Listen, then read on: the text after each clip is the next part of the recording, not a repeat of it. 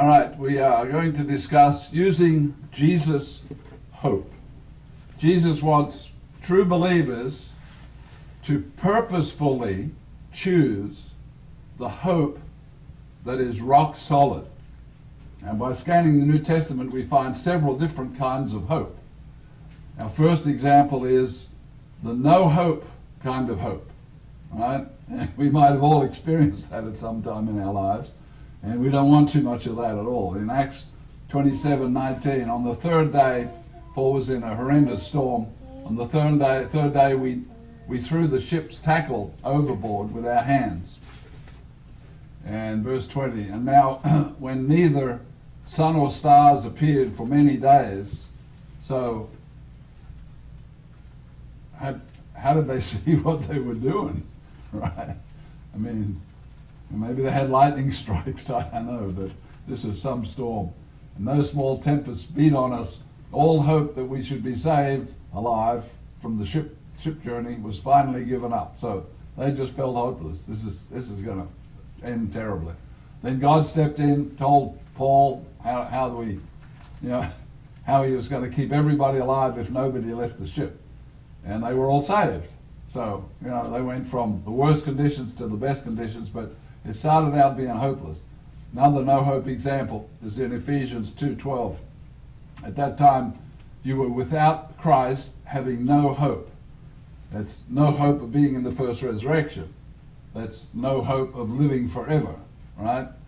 And because he's talking to Ephesian church members, and so that's how they were. Now they do have hope. One more example in Acts 16:19. A fortune-telling slave girl who was demon-possessed messed with Paul, and he cast out the demon. So now she couldn't fortune-tell anymore. And in verse 19, when her masters saw their hope for profit was gone, the demon was cast out, so now she couldn't do that work, so they couldn't make any money. So they grabbed Paul and Silas and dragged them to the authorities.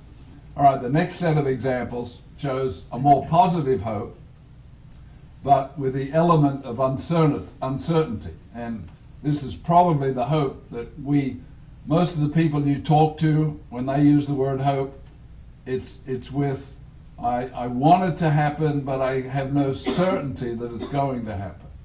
1 Timothy 3:14, these things I write, though I hope to come to you shortly. But, verse 15, if I am delayed. So I want to come, I'm planning to come, but I could be delayed. So there's no certainty, but I'm hoping it'll work out. I write to you that you may know how to conduct yourself in the house of God. Paul was making plans, but could not be certain, right? And he wasn't promising. He wasn't promising that absolutely he would be there. Because none of us know what's going to happen down the road, and this is our plan. I'm planning to be in the Feast of Tabernacles in Panama City Beach in a condo. All right, I hope it's a well-built condo. All right, but anyhow, they're going to inspect all the buildings in Florida, so maybe this is a good time to do that, right? But he wasn't certain that what he was planning was going to happen. Also, Paul wrote to the members of the Corinth church, showing that what he was hoping would happen. 1 Corinthians 16:5.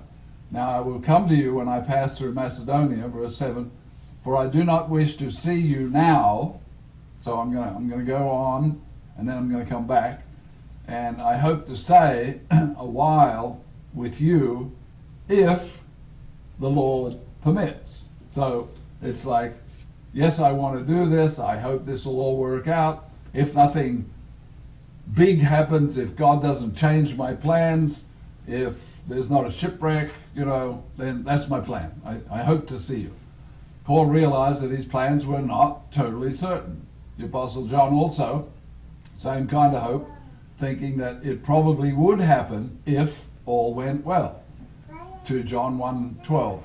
Having many things to write to you, I did not wish to use paper and ink, but I hope to come to you and speak to you face to face, that our joy may be full. So again, there's lots of uses of the word hope in the New Testament along the lines of what we say hope. But this is not the hope that Jesus wants for us. a question before we look at the solid hope of Jesus.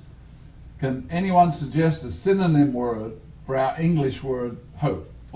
What's another word that means pretty much the same thing? School teachers working hard over there. Crave. Crave, okay. Anybody else? Okay. I looked at the Greek word, and they give one of the definitions is anticipate. So, we go to bed and we anticipate that we're going to wake up the next morning. And sadly, those people in that building down in Florida, 1 o'clock, part of the building just pancaked all the way 12 floors down. So, how anybody survived that is amazing, right? Okay, so anticipate and expectation. So a lot of times when we say, I hope, we're saying, I expect. I'm making these plans. If all goes well, right? We don't even say if all goes well most of the time, because that's understood. I'm hoping, if all goes well, to do this or do that, or see you next Tuesday or whatever. So anticipation, expectation show a belief that an event might occur, right? And we humans, we can't promise. We can't, we can say, I promise to take you to Disneyland, eventually, right? And God willing, someday, if that's what you promised your kids, someday that actually happens. But you can't guarantee when and where and what year and so on. So finally, we come to the kind of rock-solid hope that Jesus wants us all to hold tight to. This is a different kind of hope. Hebrews 6:19. This hope we have as an anchor of the soul, both sure and steadfast. There's absolutely no wishy-washy. There's no uncertainty. There's no, I hope this might happen. This is a rock-solid hope. Prior to this verse, we read in Hebrews 6:13, for when God made a promise to Abraham, because he could swear by no one greater, he swore by himself. So God swore an oath, and also God cannot lie. Verse 18, that by two immutable things in which it is impossible for God to lie. We probably ought to stop there and have a deep breath. Isn't it great that God will never lie? If you watch TV, the lies are coming so fast, it's like machine gun bullets. Like lie, lie, lie, lie, lie. And if you don't have your background, you don't know if it's a lie or not. So, two immutable things, that it's impossible for God to lie, that we might have strong consolation or exhortation or a strong motivational message, who have fled for refuge, to lay hold of the hope that is set before us. So God is saying, here's my plan for your life.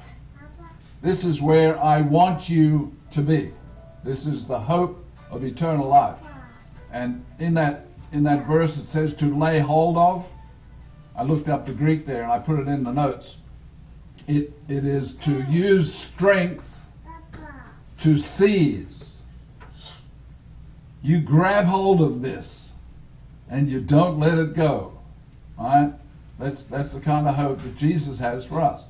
Verse 19, this hope is an anchor of the soul, both sure and steadfast, and you can take it to the bank, as we say in these days. Jesus and his Father focus daily on helping true believers into eternal life. Now, a lot of people in the religious worlds think that God is busy trying to keep people out, trying to punish people, trying to kill people. No, totally wrong. They are trying everything they know how, and then they're going to have us, as spirit-being family of God members, we're going to be working with people for 1,000 years in the millennium, where it's going to be a lot easier. Lions won't eat people. Wow, that's a good step forward, right? Snakes won't kill people. Deadly snakes won't kill people, right? and there's going to be no more war. Nobody's going to die in a war for 1,000 years, right? So it's going to be great. And we'll have, one church, Sabbath-keeping church, for each little village and each little town and each city, whatever. So Titus 1:2, in the hope of eternal life, which God, who cannot lie, promised. So this is a promise from God. And so it's almost an insult to look up to God and say, I don't think you can fulfill your promise. Because he's God. It's like, what are you talking about, you crazy human being, right? So the promised hope. Many Bible students have learned that there are 3 heavens mentioned in the Bible. Now, all of us here, we've heard this over and over and over again. There are 3 heavens in the Bible. So there's the heaven where God's throne is, right? So that's God's palace, God's throne room, God's special place. Okay, there's the heavens, referring to all the stars in the universe, and we've got the space station, where I heard last night they wear their clothes until they stink and they throw them away. Where do they throw them? They throw them out into space? What? Anyhow. So, and then heaven number 3 is where the clouds are and where the birds fly. So, whenever a Bible student sees the word heaven in the Bible, we should stop and ask, well, which heaven is this heaven referring to? And then we get better understanding, right? Likewise, when we read the word hope in the Bible, we should do exactly the same thing. We need to stop, we need to think, which kind of hope is being spoken about here?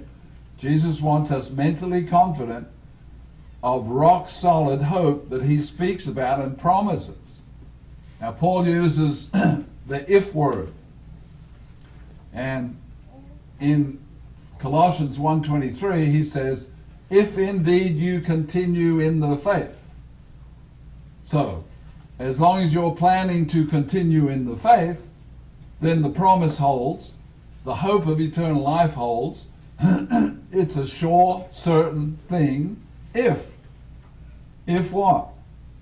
God's not going to let anything happen, but we have to continue in the faith, grounded and steadfast, and not be moved away from the hope of the gospel.